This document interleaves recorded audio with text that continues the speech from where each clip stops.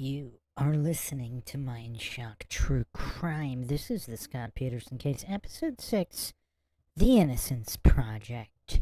The Innocence Project has picked up Scott Peterson's case, and we will be examining why, as well as a few other things. This is your host, Bruce McGuire, and this is Mindshock, a logical examination of true crime. Everything from missing persons cases, unsolved mysteries, wrongful convictions like this one, because even if he's guilty, this is clearly a wrongful conviction with the amount of corruption involved here.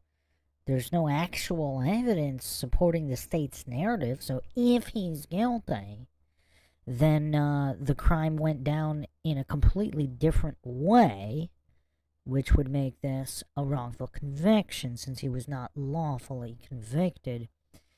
And for whatever reason, this triggers a lot of goofs. A lot of goofs get triggered by this. Now, if he's innocent, then that means the true murderer or murderers are still out there harming others. And it's pretty disgusting how many goofs just don't care. How many other innocent women, children, men out there can be getting killed simply because they think that this guy being a cheater or a lying narcissist somehow automatically, magically means he's guilty, while ignoring mountains of evidence. Just dozens of witnesses who saw Lacey walking, several witnesses who saw the van, the burglars across the street, the police corruption in covering all of that up. Now, maybe they did it, maybe they covered it up because they really thought Peterson was guilty, or they just didn't care one way or the other. They just wanted to close a case, which is unfortunately how a lot of wrongful convictions happen. As always, if you find the Mindshock podcast interesting and informative, you can donate to our PayPal. Just check the link in the description. Make sure you subscribe to the channel, hit the bell for notifications, like and share, Twitter, Facebook, Reddit, and Patreon. Patreon is to get priority for case topic, logical analysis, co-podcast requests. You can also be a guest on the podcast depending on your tier. Questions, comments, theories, thoughts, suggestions, rebuttals, debunkings of any kind, leave them in the comments section. You can also become a YouTube member right here on YouTube. Help support the channel that way. Also, if you're not getting the updates through YouTube, you can sign up for the free Patreon tier, and that should give you all of the updates. Seabass in the chat asks, wouldn't you say that there is a possibility that the reason they don't like him for those reasons could be projection, psychological projection? The narcissism? Maybe. I mean, maybe. It could be some of that, but I think some of it is just good-hearted people, like clueless, good-hearted people who can't imagine, for example, why someone would run. I mean, that's one of the basics if you truly believe the media and the country is against you. And it's just impossible for you to get a fair trial.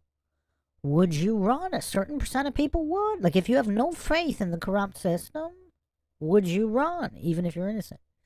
And that comes down to whether you have faith in the system. So the people that do, maybe they wouldn't run.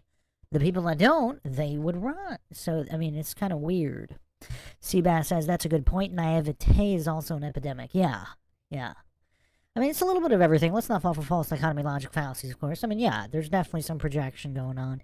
There's some naivete. And there's just some plain old gophery going on with this case. Just an absence of logic and reason in examining what is known. So clearly this guy's a philandering scumbag. Nobody's disputing that. But here's the thing, if you actually care about Lacey and Connor Peterson, wouldn't you want true justice to be served? Like, wouldn't you want this guy to get a fair trial? Wouldn't you want there to actually be evidence beyond a reasonable doubt to make sure that it's him, so that there aren't other people killing women and children out there? Apparently the goofs don't care. The goofs just do not care. So, the Innocence Project, very interesting here. Let's go. I got a few articles. Actually, you know what? Let's go straight to the videos. Let's be a little bit more video heavy here. We'll watch some news clips and then we'll dive into the Innocence Project, because a lot of goofs hallucinate that prosecutors can't get it wrong, that there's no corrupt and or incompetent cops out there, that jurors can never get it wrong, that there simply aren't any guilty people in prison, or if there are, it's just such a minute amount it's not worth talking about. I mean, there's actually brain dead goofs out there who think this. So we're actually going to dive into the numbers to expose the goofery of the bootlicking and authority-worshipping cultists hallucinating these things.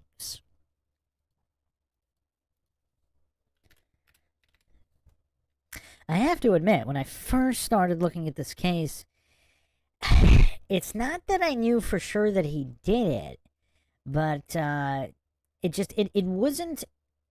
obviously wasn't proliferated in the media the extent of the police funny business and the exposing of there not actually being evidence against Scott Peterson. Like, there's actually no legitimate evidence.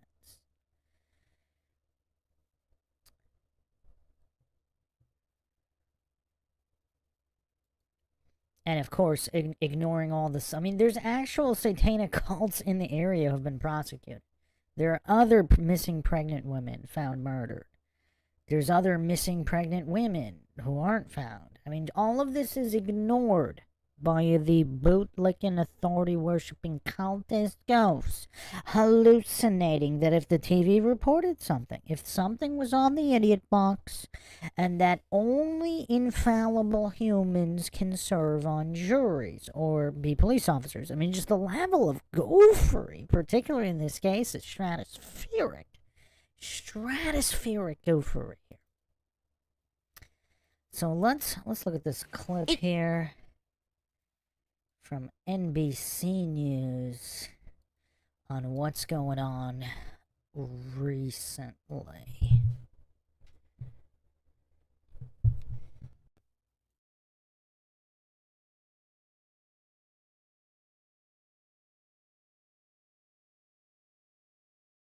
It's the chilling case that's still a national obsession. He didn't want to be a father, and this is the way he thought about getting out of it. Now, for the first time since going to prison, convicted murderer Scott Peterson is speaking out. Why should anyone want to hear your side of the story? Because I didn't kill my family. In Face to Face with Scott Peterson by Peacock, a division of our parent company Comcast, the 51-year-old gives his own version of events from behind prison walls. In interviews done over an entire year, Peterson, appearing in good health with longer hair, continues to maintain his innocence and is confident in ongoing efforts to free him. There's no forensic evidence. There's nothing to tie him to the murder.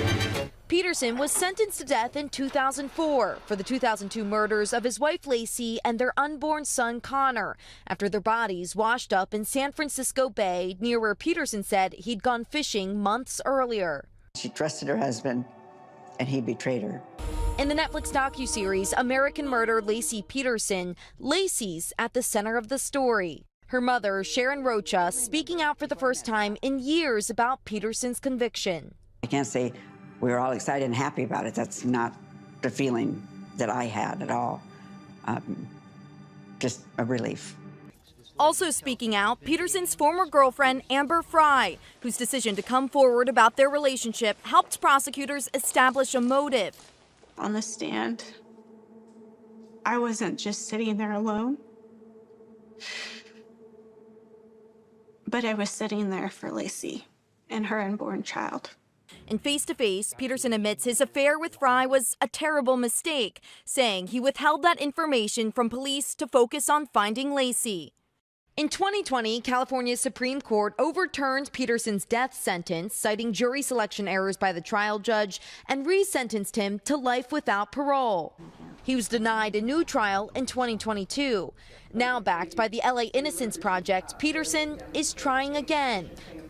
So let's pick it up there. What are the next steps as Peterson tries to get this new trial? So his team is trying to win a new trial by finding new evidence, especially DNA evidence with advancing technology. So far, the court has only agreed to allow new DNA testing of a single piece of duct tape that was found on Lacey Peterson's pants. Prosecutors, in the meantime, are calling this a fishing expedition, and Scott Peterson's family continues to maintain his innocence. And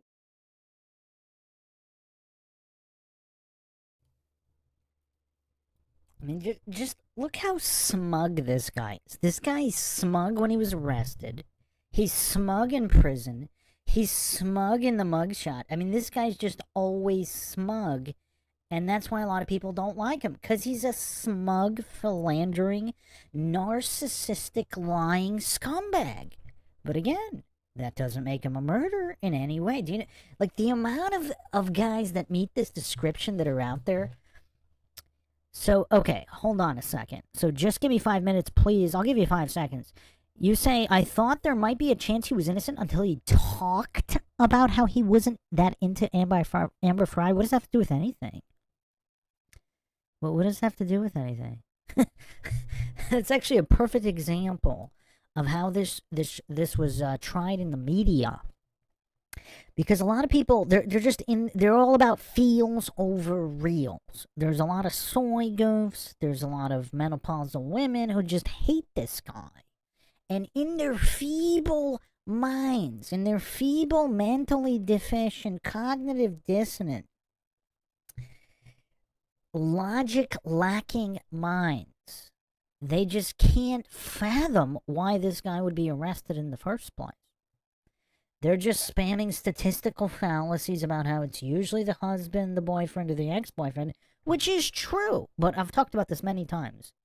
If you're doing a meta-analysis of women that are harmed, women that are missing or dead, and if you're looking at a meta-analysis of the majority of cases, yes, the majority of the time it is the boyfriend, ex-boyfriend, husband, whatever, significant other. Man known to them. But that's why it's a fallacy, because on average, for all the cases it is, but not for each individual case. For example, if it was this particular case, you would think there'd be some kind of evidence. I mean, is he really that much of a genius mastermind? Asha Harry in the chat says that's why he got his arse kicked in prison. Did he? I didn't even know that. Because of that smug look on his face. You know what's funny? That probably still didn't wipe the smug look off his face. I mean, they stole this guy. If he's innocent, they stole his entire life, and it's still not enough to wipe that smug grin off his face. And that's actually why I'm going to do a little bit of an overlap with Richard Allen in the Delphi case here. So, if you're that much of a narcissist, they're not going to be able to get you to confess. Because, I mean, false confessions is one of the leading causes of wrongful convictions of the innocent. So, I'm actually going to get into the stats there, just for the goofs, because they're hallucinating that Richard Allen is guilty in the Delphi case just because he confessed. Like, they don't need evidence because they have his confession, even though false confessions are a leading cause of wrongful convictions of the innocent. Even though the average person will falsely confess under the right conditions. And we're going to actually get into cold, hard stats. We're going to go reals over feels instead of feels over reals, which is what seems to be the predominant culture here in true crime. Seabass says, like they did with West Memphis, is this a recruitment ritual? What do you mean? Seabass says, one piece of evidence intentionally placed. Seabass says, no forensic evidence, like not at all. That seems a little professional. Even if he did it, it smells like a professional cleanup crew. Yeah, well, if he did it, he couldn't have done it at the time that they said, because too many people saw Lacey Peterson afterwards. There's coincidentally a burglary going on across the street, which the corrupt cops covered up and changed the date on. I mean, there's multiple witnesses to this van. There's another witness who saw a pregnant lady being transported in a van. There's several, I mean, check out the previous episodes in this series. It's the most comprehensive series on the case. There was a witness who saw Lacey get pulled into a van at a park nearby. There was another witness who saw a pregnant lady in a van being manhandled by people on the highway. Now, maybe it was a different woman, but how many pregnant women are getting pulled into vans and manhandled in or around vans in this area? It's kind of crazy. So there's one piece of forensic evidence, which is Lacey Peterson's hair in pliers on the boat. So here's the thing. How many husbands don't have a hair from their wife in their car, boat, workplace? It's not a single drop of blood. I mean, that's all the evidence they had. Something that any husband would have in their car, boat, whatever.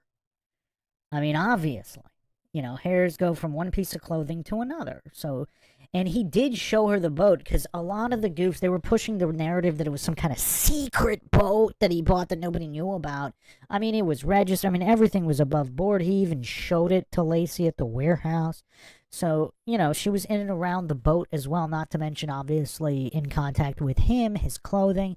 So that single piece of hair, not even with blood on it, there was no blood on the hair. So there was not a single piece of evidence pointing to violence of any kind. Seabass says it's like a different form of humiliation. Which, okay, I see what you're saying. What you mean? So the media, so they knew he was innocent, and this is some kind of Illuminati smear campaign just because they could.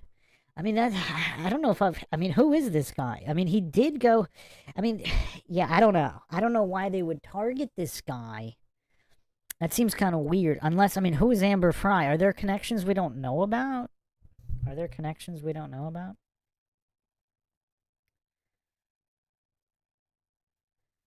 Nunya Biz says, no, they had him assaulted. They're not going to let him be acquitted. That would derail their agenda.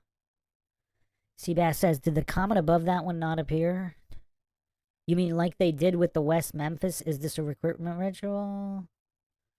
That's all I see. That's all I see from you, Seabass. Oh, they put the West Memphis behind bars to recruit them to the next stage as a test.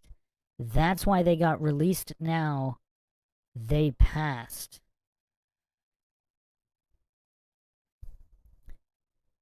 Lord Zed says, when I quoted Van Damme, YouTube removed it. Okay, let's try to stay focused here, Lord Zed. Okay. So, my point here regarding Peterson's narcissism is that why they couldn't get a false confession out of him? Because if he's some kind of narcissistic psychopath, he's not going to confess whether he's innocent or guilty. But a lot of innocent people do confess, like non-narcissistic psychopaths. Like a lot of good people confess. But, yeah, so apparently there was a piece of duct tape on Lacey Peterson when she was found, and they didn't even bother to test it. Like, what kind of brain-dead goof is defending this that actually cares about justice? Like, why wouldn't they have tested it? Is someone else's DNA on it? Like, don't they care? Like, it's kind of weird.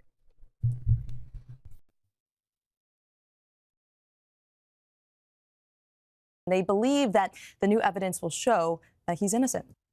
All right, Emily, thank you. We should mention that the docuseries Face to Face with Scott Peterson will be streaming on.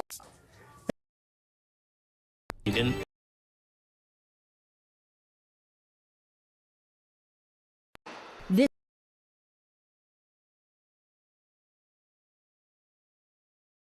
This morning, 2 decades after going to prison for the murder of his pregnant wife, Lacey, Scott Peterson is breaking his silence. I wish I could say I was stronger, but all that stuff did take a toll on me. In the new Peacock docuseries, Face to Face, the 51-year-old speaks out from behind prison walls, arguing police ignored critical evidence that exonerates him and describes in disbelief the moment he was convicted. I was totally expecting to go home that day. I was staggered by it. Peterson was sentenced to death in 2004 for the 2002 murders of his wife Lacey and their unborn son Connor, after their bodies washed up in San Francisco Bay, near where he said he'd gone fishing months earlier. There's certainly times that I become a wreck. At times emotional, Peterson pushing back on the portrayal of him as an uncaring and detached husband. I was so angry at the media because their reports just weren't factual. I strive not to show any emotion to the court because I didn't want to, see them break me. He also speaks out about his former girlfriend, Amber Fry, whose testimony was crucial to establishing a motive. They said that you killed Lacey because you didn't want to be married and you didn't want to be a father. That's so offensive. It's so disgusting.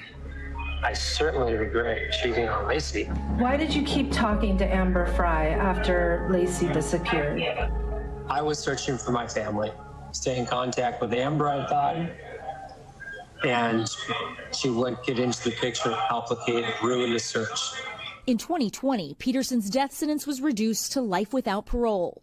Now backed by the LA Innocence Project, he's petitioning for a new trial, arguing it was burglars robbing the home across the street who killed Lacey. I believe that Lacey went over there to see what was going on.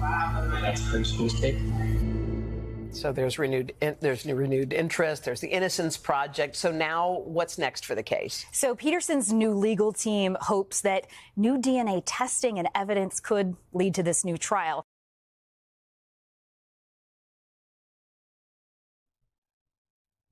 And look how smug he looks, even in this video from prison talking on the phone. I mean, this guy's just so smug. Like, it's like no matter what. I mean, that is a sign of psychopathy. I mean, it's like this guy can't be broken. Psychopaths are usually incredibly mentally strong. And also, like, he might have thought since there was no evidence he would be let off. I mean, guilty or innocent, right? Guilty or innocent. If there's no evidence, how are you going to prison, regardless of whether you're innocent or guilty?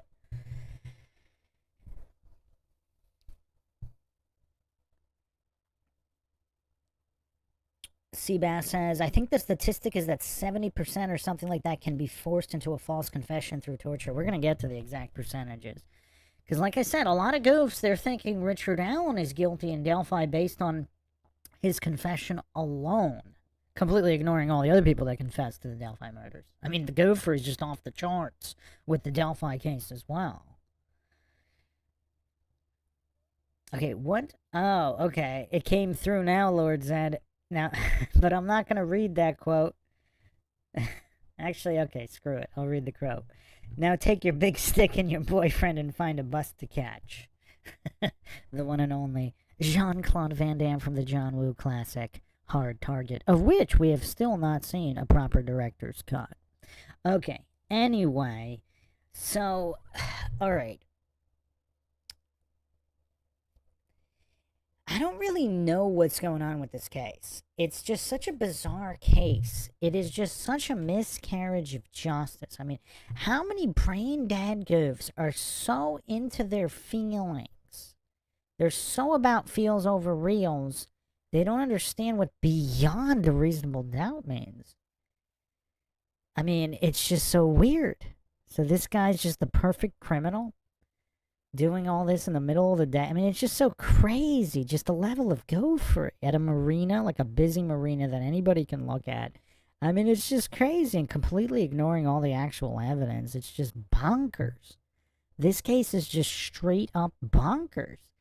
And just the level of goofery about the brain-dead people, the brain-dead bootlickers actually defending this conviction. I mean, it's one thing to think he's guilty. I mean, I'm not even saying he's not guilty. I mean, if he's guilty, obviously it went down completely different. Because the state's case just doesn't make any sense, and there's nothing supporting the state's case at all. There's nothing. We went over it in the first 5 episodes. I mean, there's just nothing here. I mean, there's more potential evidence against Stephen Avery than Scott Peterson, and there's really not much against Avery either. So this is a tough one. They also think that the Innocence Project, these armchair goofs think that the Innocence Project don't know what they're doing. I mean, we're going to get into the Innocence Project.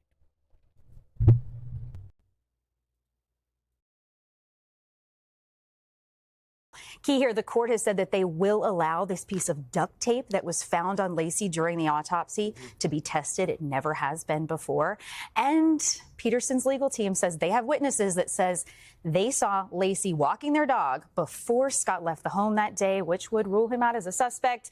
No surprise, all these years later, the prosecution says this is a fishing expedition. Yeah, okay. Well, we should mention, too, Kaylee, thank you, the Face to Face with Scott Peterson, the docuseries streaming right now on Peacock.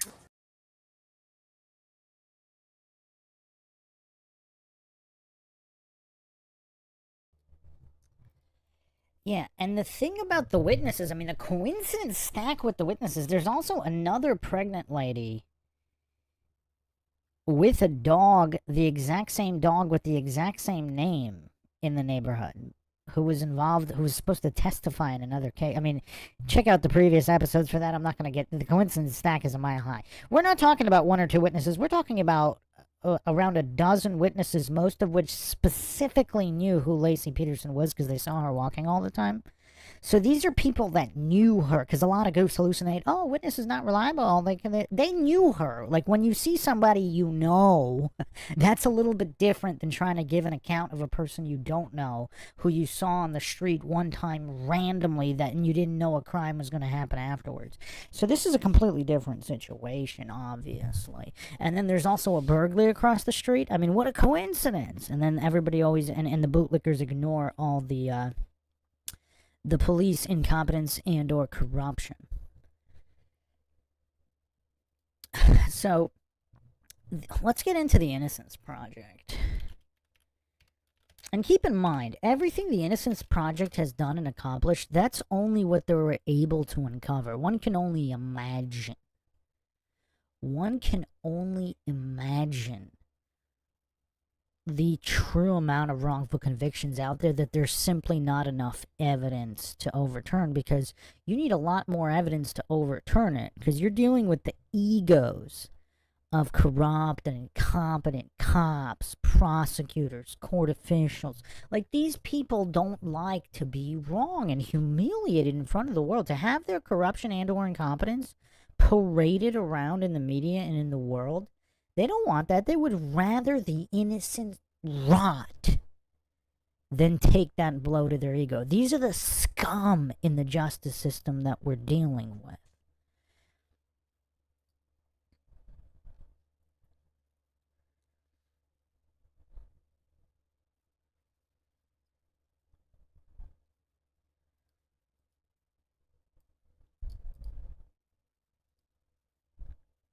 Let me get the write-up here on innocenceproject.org. They've exonerated hundreds of people. And again, think about how many they weren't able to exonerate. Just because there wasn't enough evidence.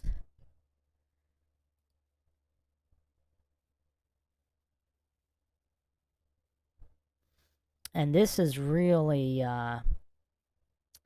this is just, I mean, this is so sad. And how all the brain-dead bootlickers ignore all of this. I mean, it's just so unconscionable how these brain-dead bootlickers ignore all of this. But let's look at their numbers here.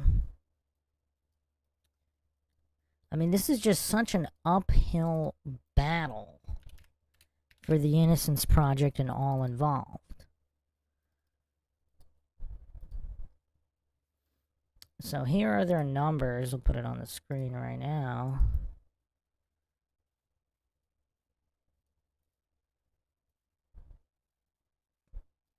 So this is only what they were able to definitively prove.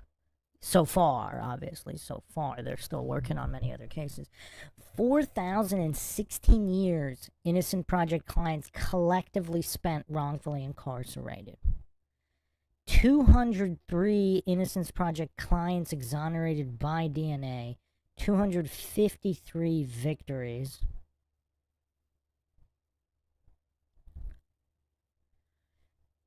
These numbers provide a snapshot of wrongful convictions remedied with the help of the Innocence Project. And again, this is only with the Innocence Project. This isn't all the other wrongful convictions overturned by, just random individual attorneys, etc. I mean, we're going to get into the exact numbers of how many innocent people are in prison. So they are based on the data set of information drawn from the case documents of DNA exonerations, non-DNA exonerations, and other legal victories.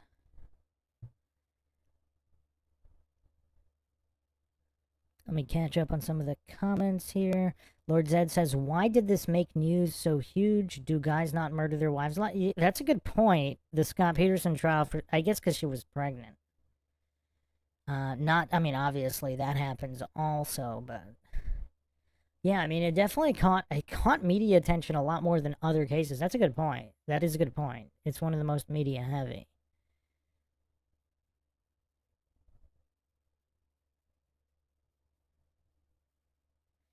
Seabass says, I question some of the project's goals, like maybe it's getting some innocent people out, but then using a light-of-hand approach to get some guilty out while people aren't paying attention. Oh, no. No, everybody's paying attention. If you look at even original case documents, so the one criticism I have of the Innocence Project, I mean, it's not even a real criticism. They only really take kind of slam dunk cases because their resources are limited. So in cases where it's not 100% clear, they're pretty much only taking cases where it's pretty obvious the police were either corrupt, flat out incompetent, conflicts of interest across the board. So it's not like they take every case. So, I mean, and everybody's paying very close attention to each individual case because they don't want these people to get out. Again, you're dealing with the egos of these corrupt scum. I mean, they're going to do anything not to get these innocent people out because it also calls into question all the other cases they worked on. Nunya Biz says, he's like Karen Reed, very unlikable. Do people find Karen Reed unlikable? I didn't notice that. I mean, just looking at social media. I mean, you have bootlickers hallucinating that the cops would never, make anything up or create any kind of conspiracy, so they're automatically going to be anti-Karen Reed. I haven't really seen, any non-bootlicker hate directed at her.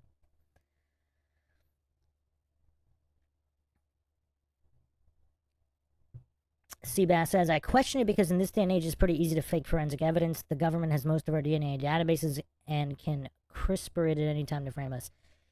Okay. That's now. I mean, they do have chain of custody verifications for some of these old cases, and you're also dealing with cases that are high profile. Like, if you're talking high profile, like, for example, the Virginia Giuffre recent passing, if that was some kind of, Clinton-like style suicide, I mean, they can obviously swap out whatever. But stuff from decades before where they still have the original samples, they still have, original everything. I mean, you're saying, I guess they could fabricate. I mean, it would take some resources, though. Most of these cases have nothing to, these are low profile, have nothing to do with anything. So I don't know if they would be completely redoing it all.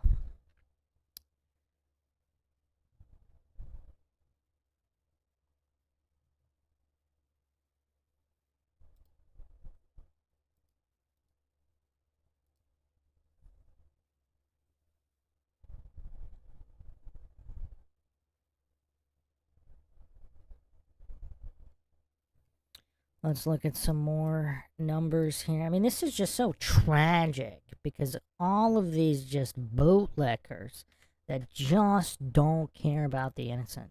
I mean, part of it is that they're just so mentally weak. They can't handle living in a world where innocent people can be convicted.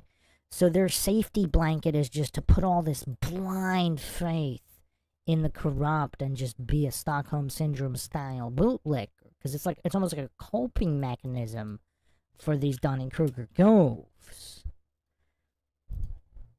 I mean, they should be forced to look all of these people in the eye, because that could be them. Back the blue until it happens to you. 27 is the average age when they are when they're wrongfully convicted or wrongfully convicted. 45 is the average age when exonerated. I mean, that's, the best years of their life just stolen by these corrupt and incompetent scum, and the bootlickers just pretend and hallucinate. Okay, maybe it happened a few isolated times, but it definitely can't happen now. It's just the same rhetoric every time.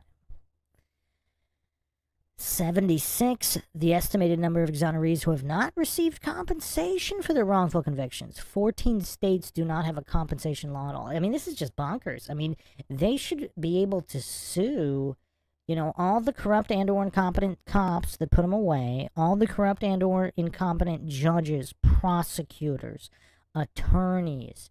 I mean, in certain cases where the witnesses lied, they need to be able to sue all those people. All those people should be criminally liable because the law is clear beyond a reasonable doubt. In most of these cases, if you go through the court documents, just like the Scott Peterson case, I mean, this isn't even in the ballpark of beyond a reasonable doubt. I mean, it's as far from beyond a reasonable doubt as you can get. It's crazy. 9% of the 253 people were sentenced to death, and of course, Of course, unfortunately, there's a lot of tragic cases of those who were actually executed and exonerated after their deaths when new evidence came to light. And again, these bootlicking goofs just never learn their lesson. It says here 6% of the 253 pled guilty to crimes they didn't commit. That's a pretty low number. We're going to look at other stats. This is, again, only of the Innocence Project cases.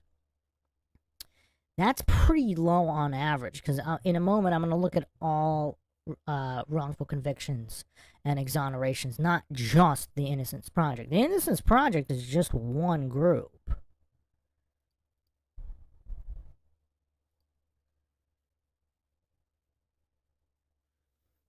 Now, here's where these bootlicking scum really need to be called out. 1 second, I'm going to get this next graphic.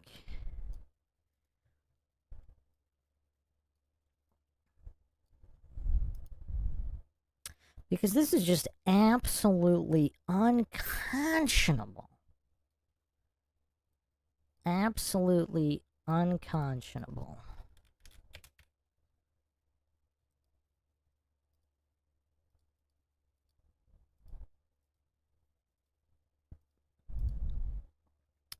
So again, this is of only the Innocence Project cases, not other cases. 101 additional violent crimes were committed while an innocent person was imprisoned in the original attacker's place, including 56 sexual assaults, 22 murders, and 23 other violent crimes. Again, this is only of the Innocence Project cases that they know about. Also, there could be more, but that's what they uncovered.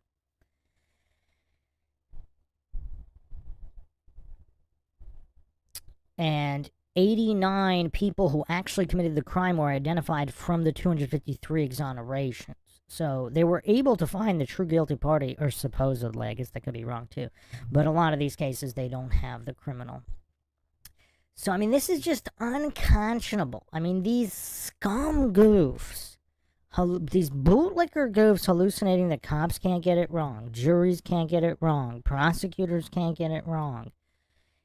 You know, these are people losing their lives because of these bootlicking scum goofs hallucinating that innocent people can't be in prison.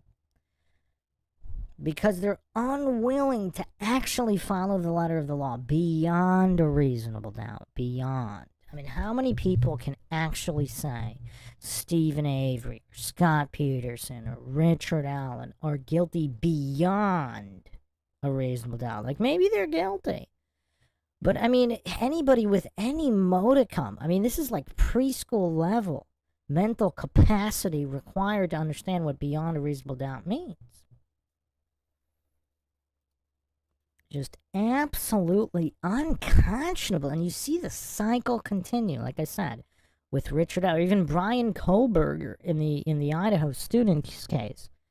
I mean, maybe he's guilty, but maybe he didn't act alone. Maybe he did, but is it beyond a reasonable doubt? Like, how many brain-dead goofs are actually hallucinating that he's guilty no matter what?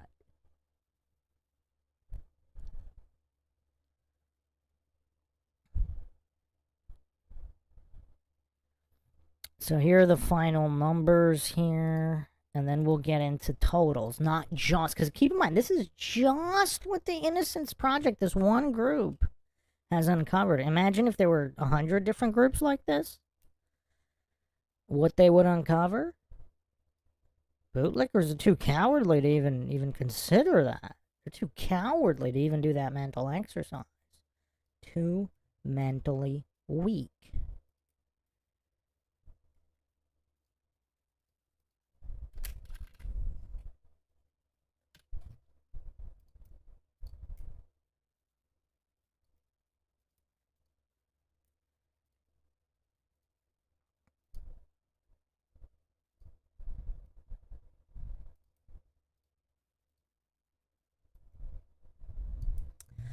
%63% involved witness misidentification. Hello, Delphi case. But not even, because the witnesses in the Delphi case didn't even describe Richard Allen. They described somebody with the complete opposite attributes of Richard Allen, and there is no real time of death. And again, so there's no real, they don't have the crime scene or the time of death. And then even if the witnesses did ID Richard Allen, which they didn't, it wouldn't prove anything anyway. 19% involved informants. 52% involved misapplied forensic science. But we don't even have that in the Peterson case. They didn't even test the duct tape. So we don't even have misapplied forensic science. Unless that hair in the pliers isn't really from Laci Peterson. But that doesn't prove anything anyway. I mean, you would expect, why wouldn't you expect her hairs to be found in Peterson's car, Peterson's boat, on Peterson's clothes? I mean, spouses have each other's hair on and DNA on them all the time. So that, that's not proof of a violent crime in any way. 29% involved false confessions. And that number is a little low here, but again, this is only from the Innocence Project. So we're going to get into total numbers in a second.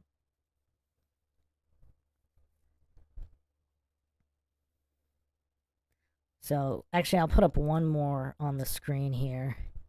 And this is staggering. So all the coincidence theorist bootlicker gilfs, they're going to be so triggered here from this one.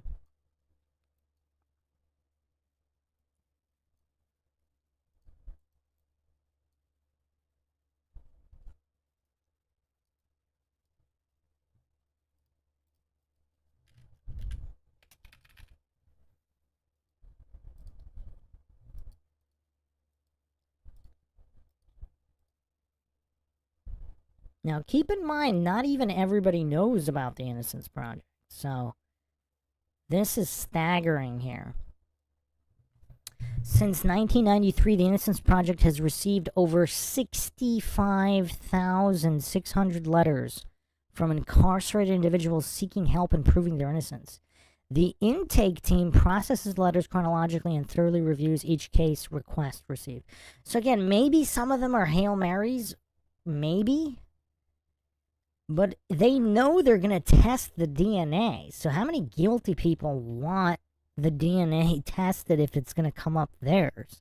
Again, maybe some of them, because maybe there's a Hail Mary mistake. But this is a staggering amount. And we're going to get into some other studies here. And so this is only people who know about the Innocence Project. Keep in mind, there's millions and millions of incarcerated individuals. Not everybody knows about the Innocence Project. Especially if they had, a public defender and they're just in prison.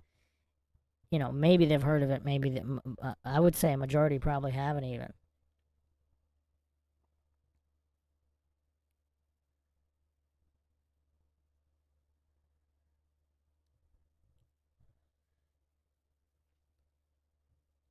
Thinking thoughts in the chat. Here for the first time, your vids and playlists have my interest.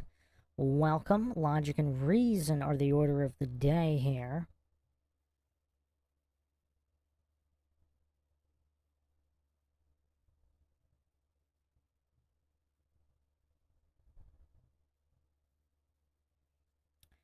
So let's get into total numbers a little bit more here. Because this is relevant to Delphi, to Kohlberger, to many different cases. So all these numbers that we just went over, that's Innocence Project only. So that doesn't include all the other exonerations and wrongful convictions uncovered by just individual lawyers and all of that. Kathleen Zellner is working on Avery's case, etc. So let's go over this here. Give me 1 second.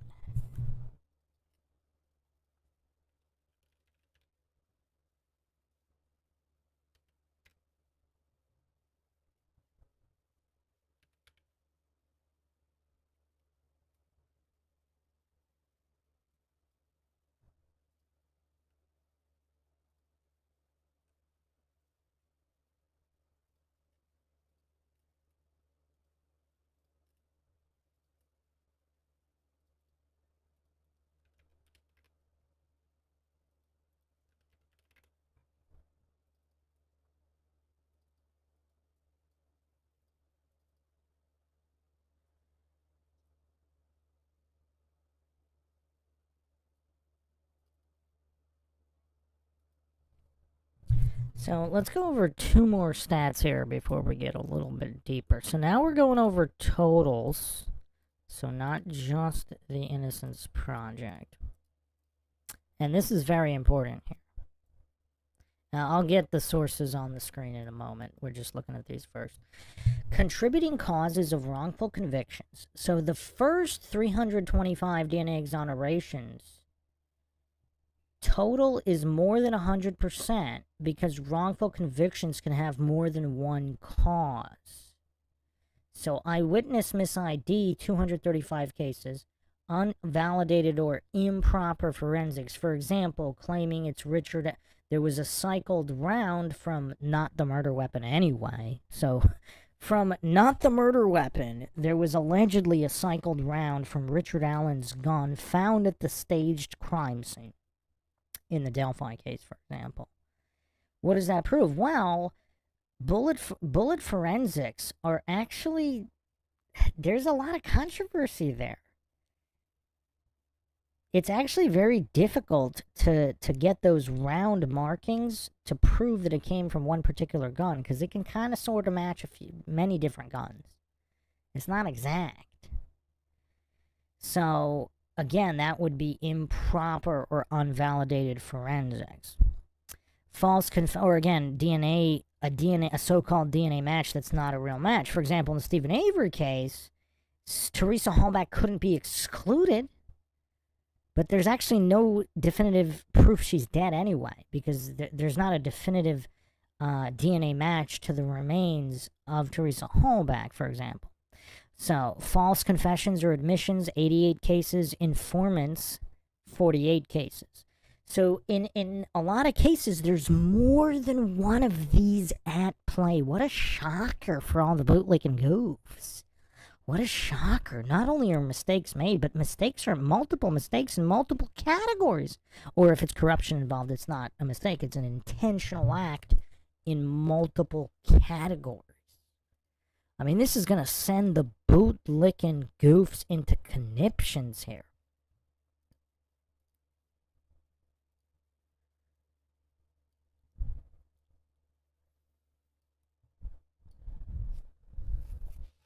And again, this is validated in multiple studies.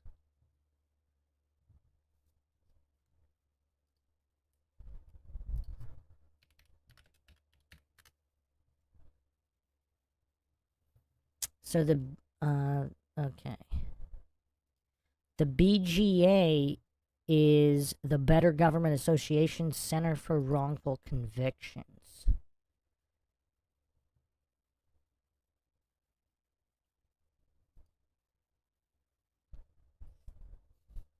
So they found overlapping reasons contributed to 85 cases of wrongful conviction. Multiple causes can impact one case. In the majority of those cases, alleged government mistakes or misconduct played a role, as did some other non-government related causes. So 66 alleged police misconduct or error, 46 erroneous eyewitness ID, 44 alleged prosecutorial misconduct, 33 false confessions, 33 out of 85. Think about this. They only did a study on 85 of them. 33 false confessions out of 85, in addition to all these others. Incentivized witness testimony. Oh, people were paid to say something. What a shocker for the bootlicking goofs. Humans can be paid to say things that aren't true? Say it isn't so. 29 questionable forensics evidence or testimony. 23 alleged ineffective assistance of counsel. And some of that could have been by design as well. I mean, Strang and Buting behaved very strangely in the Avery trial as well.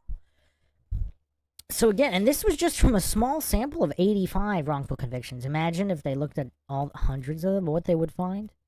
I mean, this is just crazy. Welcome, Court of Public Opinion.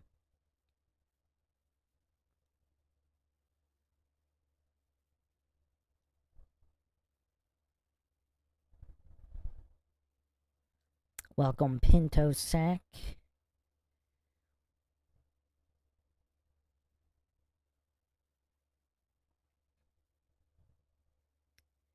Seabass has 4 types of Satanists: generational, dabbler, unconventional, and I think traditionalist. At the very top, there are the Luciferians, which aren't usually included in the types. Man, Seabass has them all compartmentalized. Dabbler. The dabblers. Definitely been a few of those in cases. Okay. So, let's go a little deeper now. Are there any coincidence theorists in here who think Scott's guilty?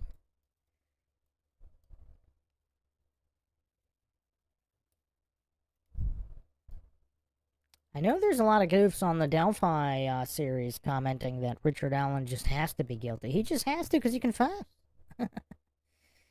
Alright, so let's get to some more receipts here.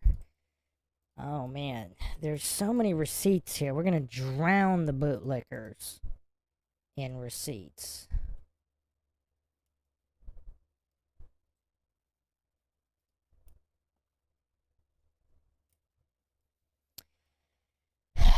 Oh man, this is tough here.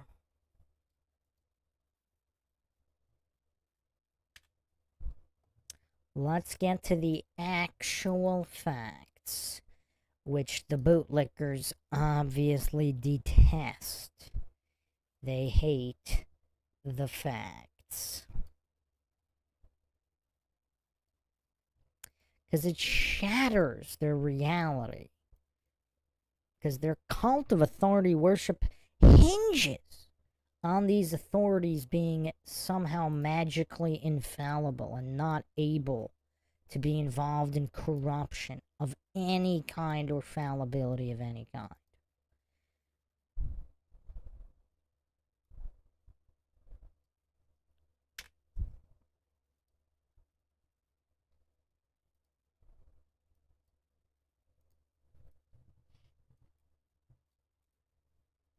Give me a second, I'll get the next receipt on the screen here.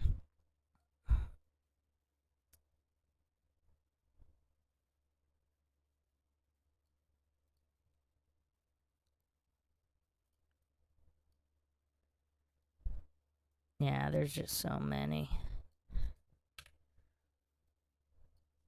I'm gonna try not to go for 5 hours here, because there's just so many receipts for this. It's kind of sad, actually.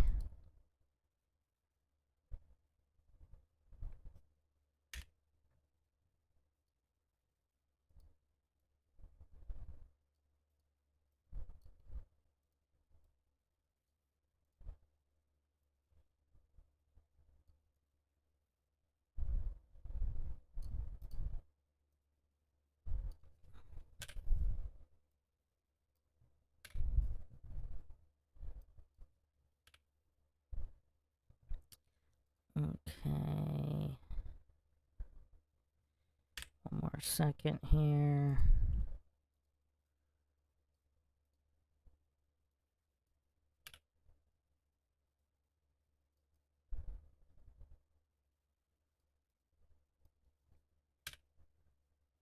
Okay. These are old figures too here too, so I mean it just gets worse and worse in the so-called justice system.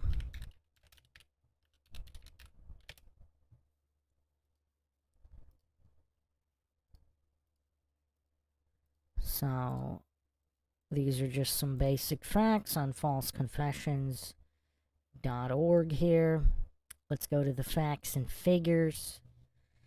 Police-induced false confessions are among the leading causes of wrongful convictions. And we're going to get to a whole bunch of different sources here, because there's been many different studies on this. So it's not like it's just one source here.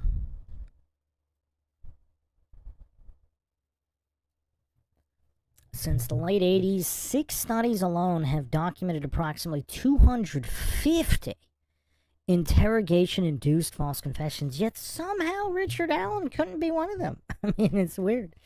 In Bedeau and Radalet's 87 study, false confessions were the third leading cause of wrongful conviction. In Walden's 2003 study, they were the single leading cause.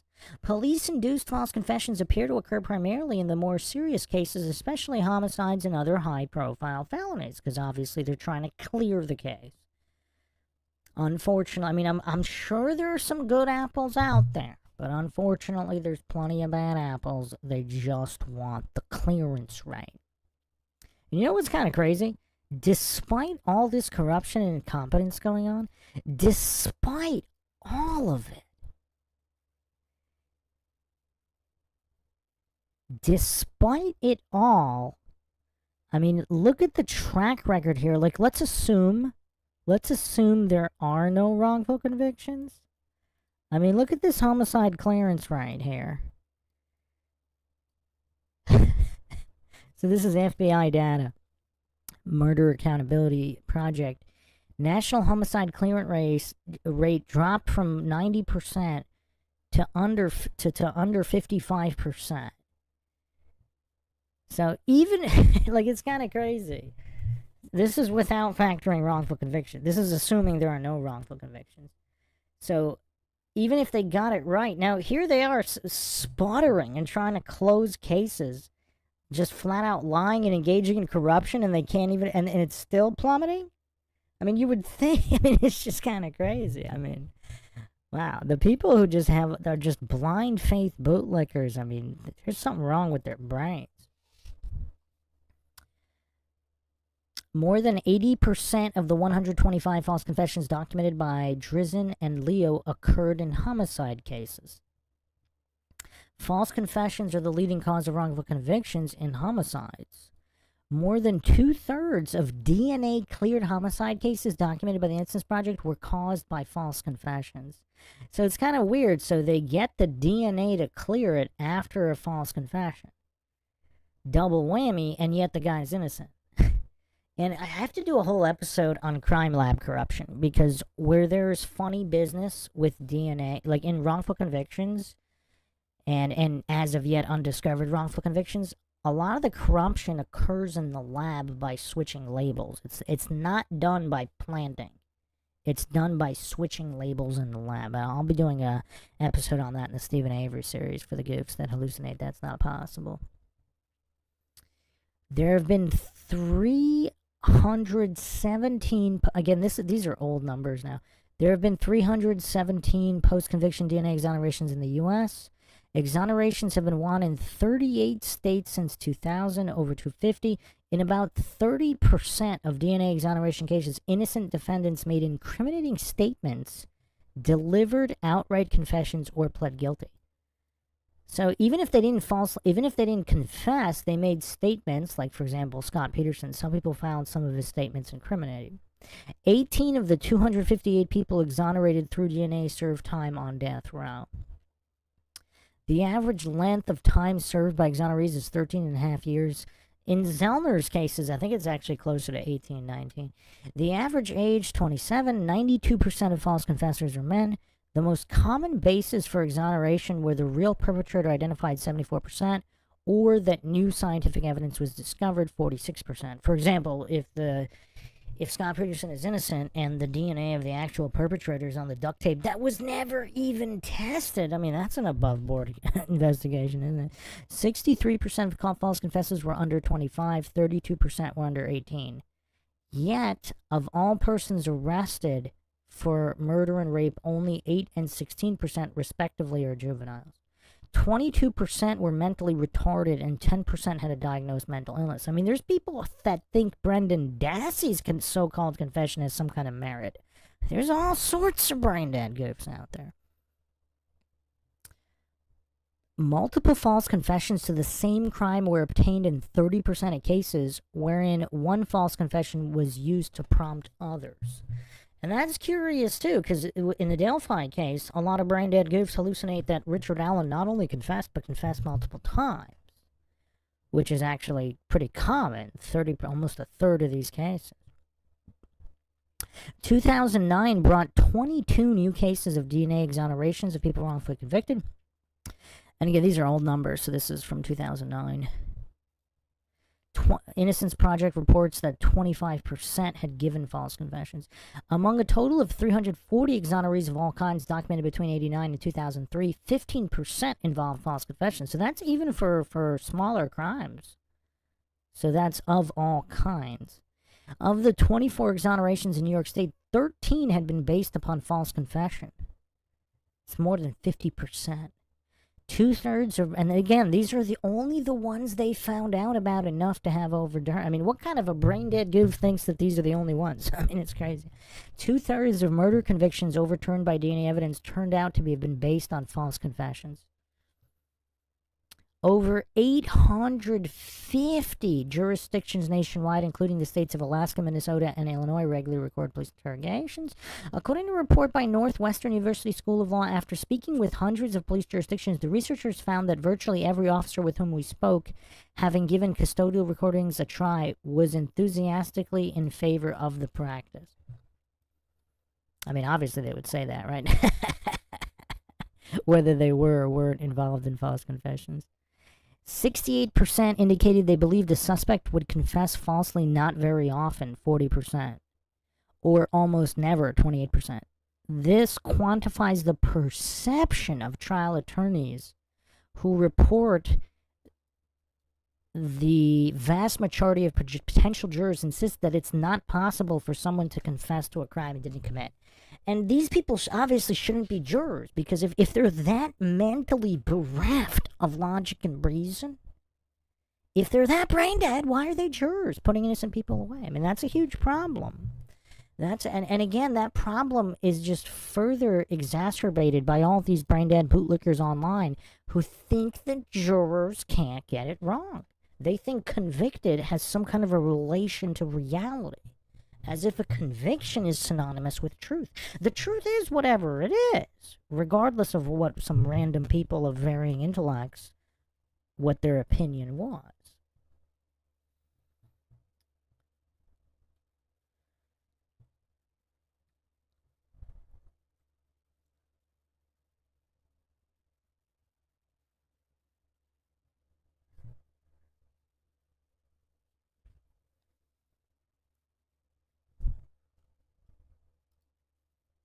Well, that's why I said in the Scott Peterson case, if he's that much of a narcissist, he's not going to confess. They're not going to break him with that smug look for how many decades? I mean, this guy's going to be smug forever, no matter what they do to him. So if someone's a narcissist, they're probably not going to confess whether they're innocent or guilty. There have been 43 wrongful confessions in New York State. New York State outpaces almost every other state in the number of wrongful convictions overturned by DNA tests. Again, this is only what they found out about.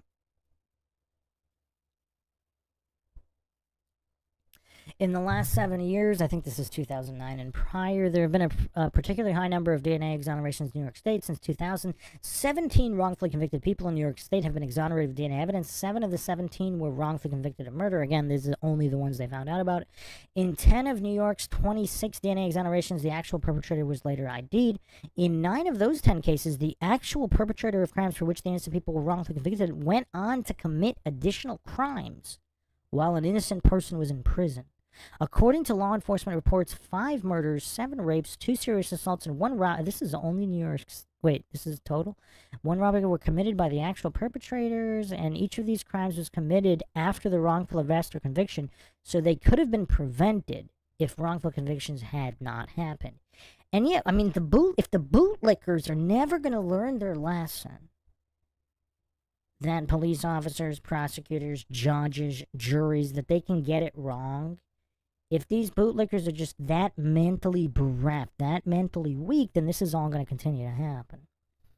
Eyewitness mis-ID played a role in 13 of the 23 wrongful convictions in New York that were overturned with DNA testing. In 11 of the 26 cases in New York, innocent people falsely confessed or admitted to crimes that DNA later proved they did not commit. And that's a lot of things like, again, these brain-dead goofs ignore. In a lot of these cases where someone's put away based on a wrongful confession, There's other people who also wrongfully confessed. Just like in the Delphi case. There was several other people who confessed. But these brain dead goofs ignore it because these other people weren't on the idiot box like Richard Allen. They didn't get the news coverage, so these brain dead goofs ignore it all.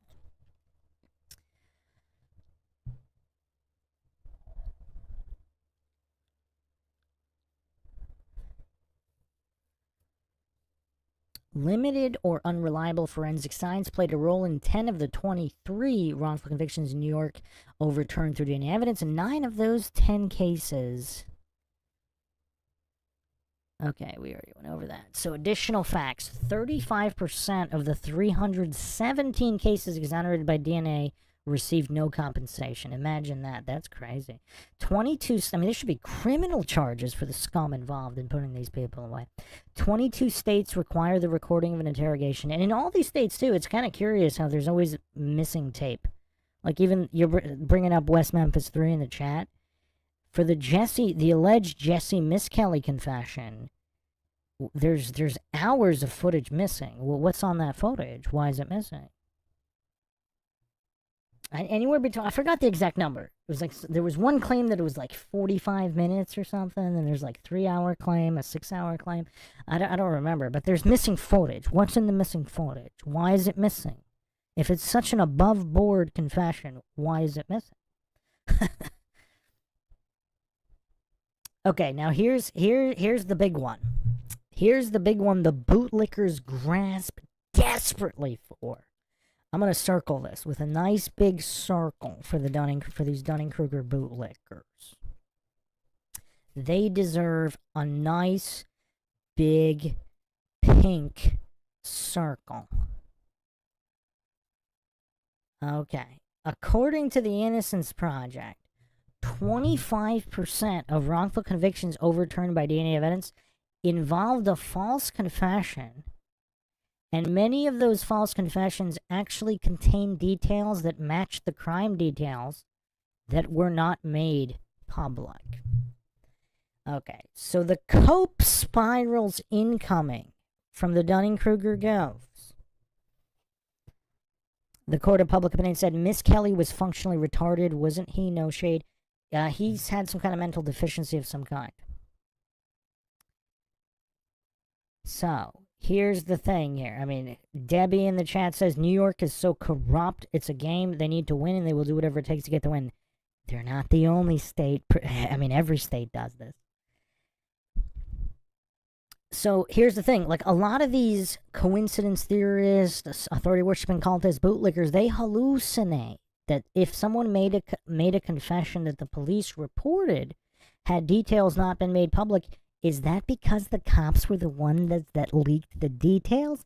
Did they do... And in all these cases, there's always missing footage. It's just such a coincidence. What's in that missing footage? It's just crazy. Pinto Sack says that's more fuchsia than pink. How dare you? Do we need to do a whole podcast on color identification?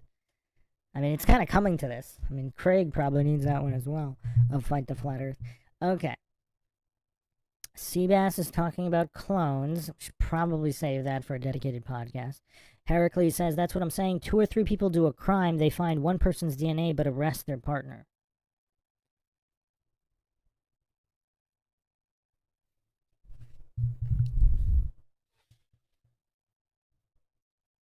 Just the level of gophery from the authority-worshipping cultists, though.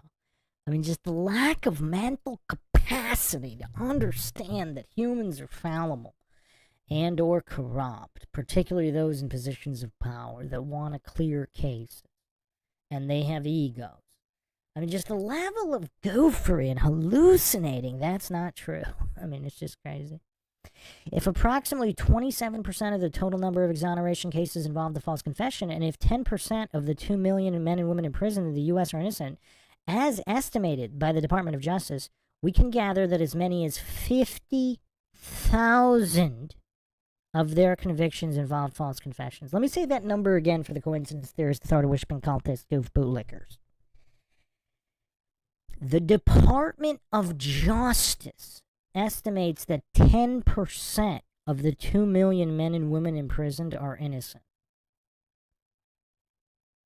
extrapolating the percentage of known false confessions in exoneration cases, there would be as many, so way more than 50,000 wrongful convictions, but 50,000 specifically involving wrongful confessions, false confessions.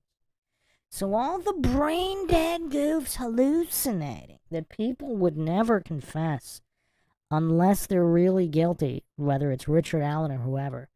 So there could be as many as 50,000. And again, these are only the ones that have been found out about. So the number would obviously be more than that, just based on the rule of thumb. I mean, the evidence has to be overwhelming to get an exoneration. So there's many cases where people are suspected innocent, but they just don't have that overwhelming amount of evidence to clear them. So until that's found out about, so it would be more than 50,000 specifically. There would be more than 50,000 innocent people involved in making a false confession. It's just kind of crazy. I mean, these numbers are astronomical. And the average goof walking around bootlicking, they're just ignoring all of this. As of February 4th, 2014, 1,403 people have been exonerated in the U.S. since '89, according to the National Registry of Exoneration. In the same time period, the number of non-DNA exonerations rose from 34 in 2005 to 59 in 2012 and to 69 in 2013.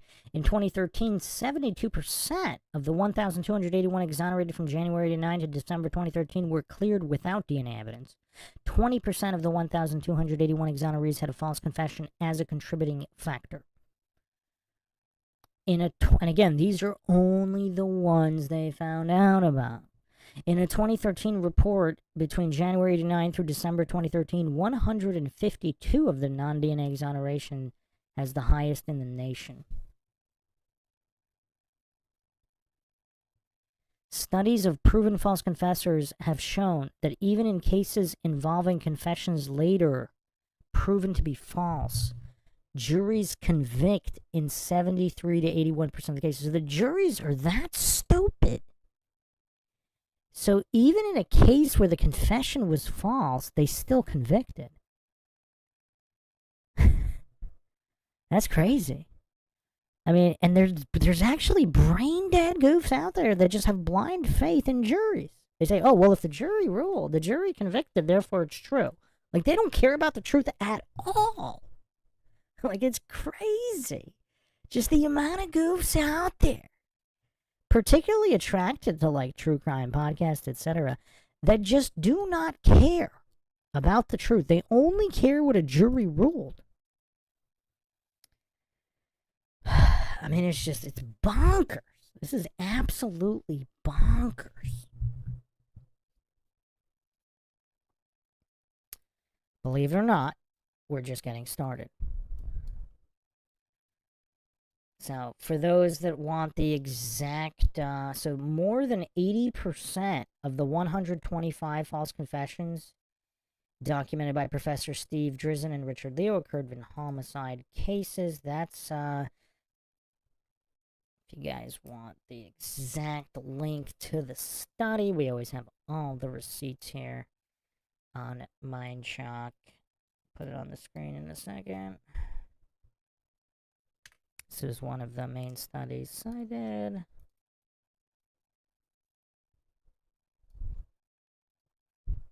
Again, this is all publicly available information, but bootlickers are gonna bootlick. That's their identity. Coincidence theorists, authority worshipping cultists. It doesn't matter how much facts and evidence that you provide.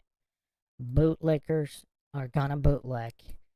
Coincidence theorists and authority worshipping cultists are gonna be bootlickers and authority worshipping cultists. It's their identity.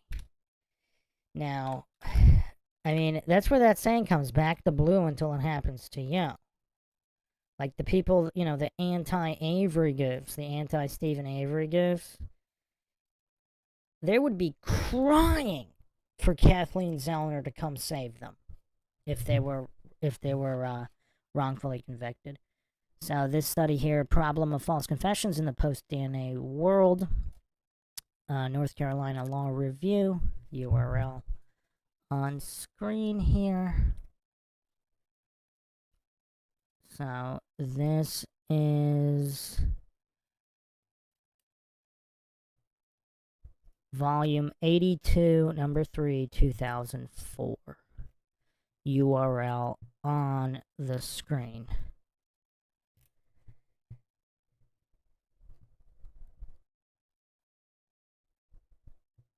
Okay, so, I mean, people are really going on in the chat about clones, human cloning. I think I did did I not do an episode on human cloning?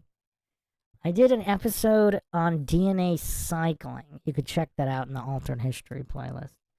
I went over a lot about cloning in that one. Okay. But wait, there's more. So this is the other study here.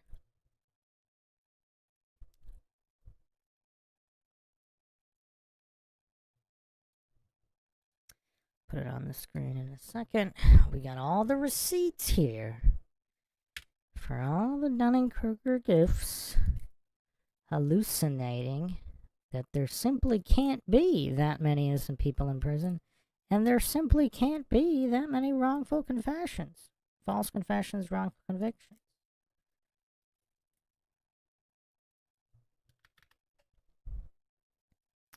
Let's get some more receipts up in here, because there's definitely not enough. Get these goofs drowning in receipts. So this is false confessions, causes, consequences, and implications.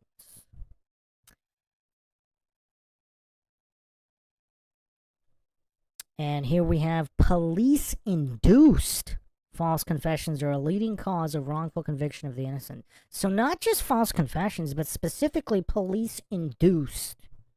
So not just random people walking off the street and confessing, but police coercing or somehow influencing the testimony of innocent individuals or individuals they simply don't care are guilty or innocent because they're too busy trying to close the case. Now, who's ready for a mind shock? Who is ready here? I mean, we're going to really destroy these bootlickers. This is a big one. This is a big one.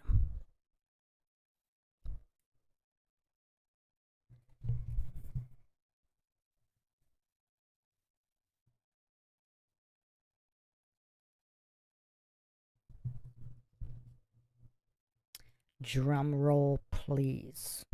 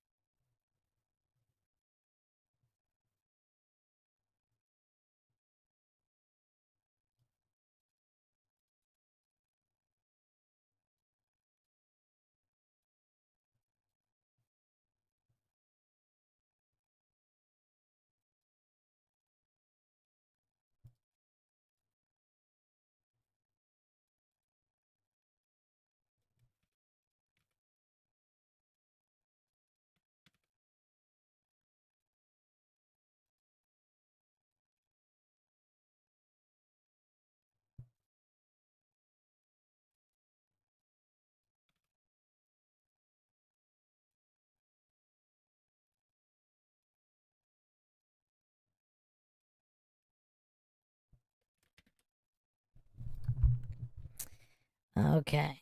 So again, this sample size isn't even that big coming up here. This is going to shock some minds. So we have this particular study right here. False Confessions, an integrative review of the phenomenon.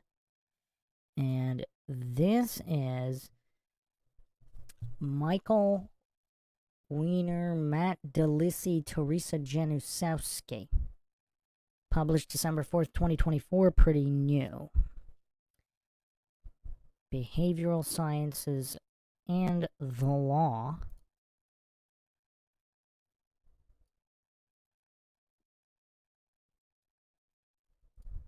So here's the salient point here in this particular study. Alright, here's what we got here. Another line of research relies on inmate self-reports of false confessions. Early comparative study of Icelandic prisoners and juvenile offenders reported false confession prevalence estimates of 0% and 12% respectively. That was back in 96 and 94. A more recent study of Scottish prisoners, 2021, found that 33% reported to have given at least one false confession to police over their lifetime. So that's of the total population. This isn't for, I mean, maybe they committed actual crimes, so they committed many crimes. 33% of all Scottish prisoners have given at least one false confession. So these are people that are actually guilty of crimes as well. So people that are actually guilty of certain crimes have falsely confessed to other crimes. I mean, how much of a brain-dead bootlicker do you have to be to think that someone wouldn't falsely confess?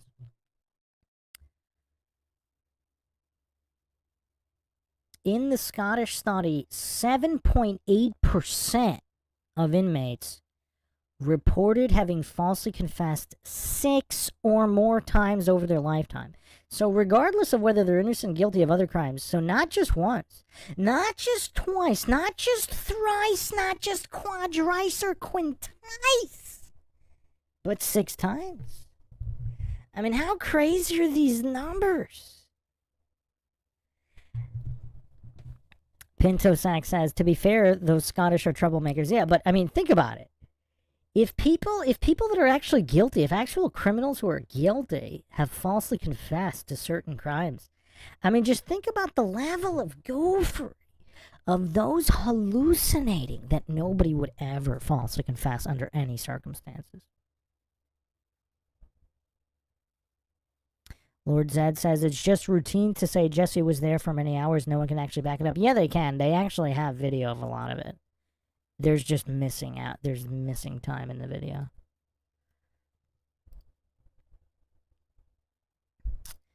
And yeah, we're still not done. We are still not done.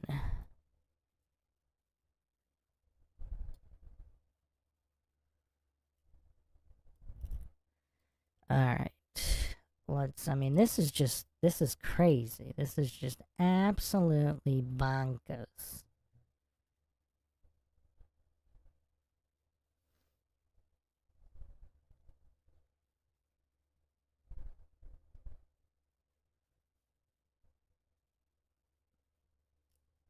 Alright, so here's an interesting article from KARE11.com. I'm actually surprised this got published. But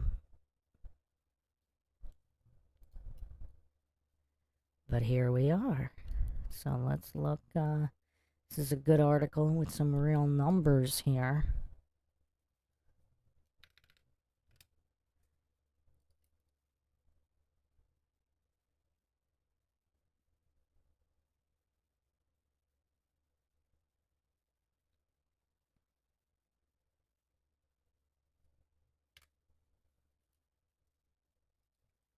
I mean, this should be required reading for anybody who wants to comment on a case on True Crime Online. Because the level of gopher of those commenting on True Crime Online without knowing any of this basic information. Because it all comes down to just people are fallible. I mean, that's really what it comes down to. Humans are fallible. Is it really that shocking? Okay, so, I mean, this is the last thing I'm going to go over because we can go on for hours. There's just so much of this. This is the last article we'll go over, and then we'll talk about why. Okay, we'll talk about Scott Peterson a little bit more. So this is on KARE. How many innocent people are in U.S. prisons, and why can't we find them? Most estimates put the number of wrongfully convicted people in the tens of thousands. Fewer than 3,000 have been exonerated in the last 30 years.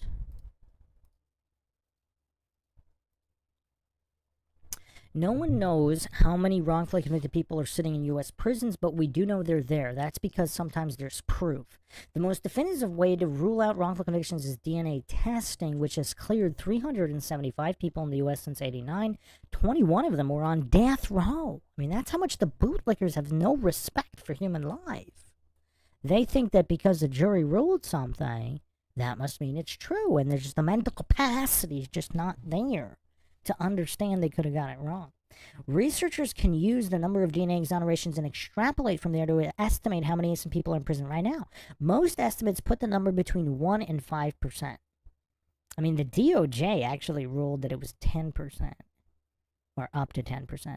With nearly 2.3 million incarcerated, that gives us a low-end estimate of more than 20,000 people, and at the higher end, over 100,000. So if it's over 100,000, then, I mean, 50,000 would involve false confessions. That's what the other extrapolations were. How many have been exonerated?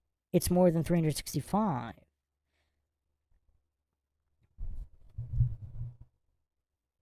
The University of Michigan Law School keeps a national registry of exonerations where they attempt to track all exonerations, not just those reached with DNA evidence. This registry includes a broader definition of exoneration, including when a judge throws out a conviction, prosecutors drop a complaint, or a person is acquitted at a new trial. That registry has documented more than 2,700 exonerations in the last 30 years. 18 of them were in Minnesota. So with 2,700 exonerated among tens of thousands wrongfully convicted, we can conclude that there are thousands, likely tens of thousands of people still in prison who didn't commit the crime they're incarcerated for. But they're hard to find because the system is set up to make it very, very hard to get out. I mean, the rest of the article kind of goes on about how the system is set up, where they just need such a huge amount of evidence to overturn or to get a new trial. So that's the real problem. They need way more evidence to overturn a wrongful conviction than get the conviction in the first place. That's really what it boils down to, that a lot of these bootlickers, they just can't comprehend that, or the sheer number of potential innocent people in prison.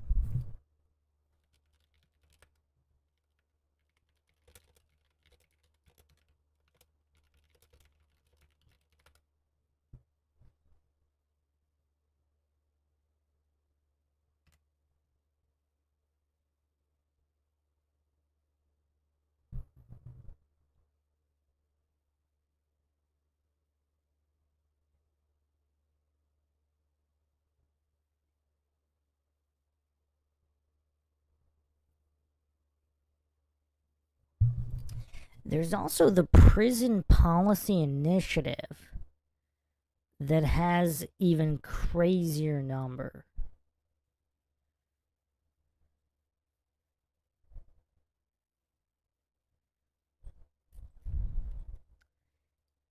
So according to the Prison Policy Initiative, most people in jail are legally innocent, which would mean the letter of the law, even if they're guilty of the crime, the letter of the law wasn't followed, which is kind of obvious.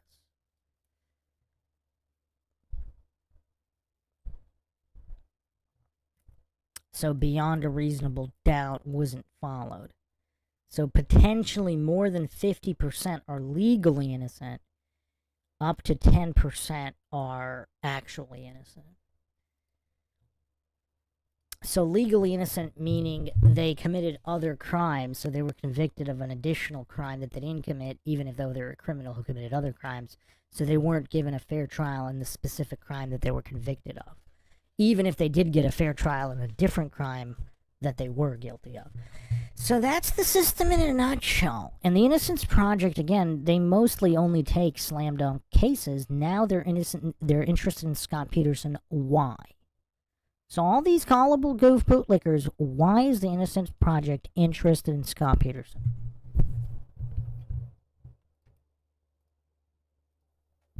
Could it be that this is such an obvious wrongful conviction, even if he's guilty?